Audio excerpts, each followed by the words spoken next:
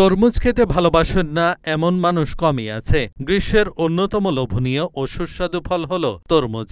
রসালো ও সুমিষ্ট এই ফল যে কেবল খেতেই ভালো তা নয়, বরং এর রয়েছে অনেক স্বাস্থ্য উপকারিতা। বিশেষ করে গরমে বিভিন্ন স্বাস্থ্য সমস্যার সমাধানে কাজ করে তরমুজ।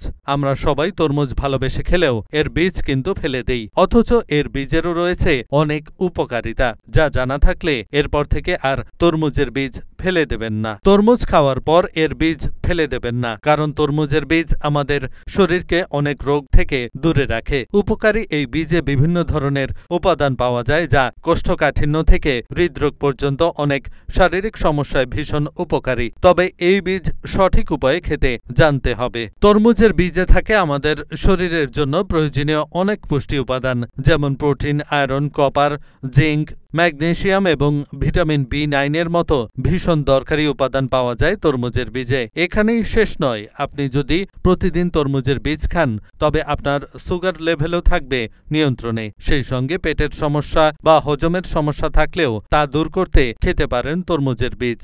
তরমুজের বীজে থাকে প্রচুর ফাইবার, যে কারণে এই বীজ খেলে তা আমাদের সঠিক হজম শক্তি বজায় রাখতে সাহায্য করে। তরমুজের বীজ কোষ্ঠকাঠিন্য এবং অ্যাসিডিটি থেকেও মুক্তি দিতে কাজ করে। নিয়মিত তরমুজের বীজ খেলে তা ত্বক ও চুলের উপকারেও বেশ কার্যকরী ভূমিকা রাখে।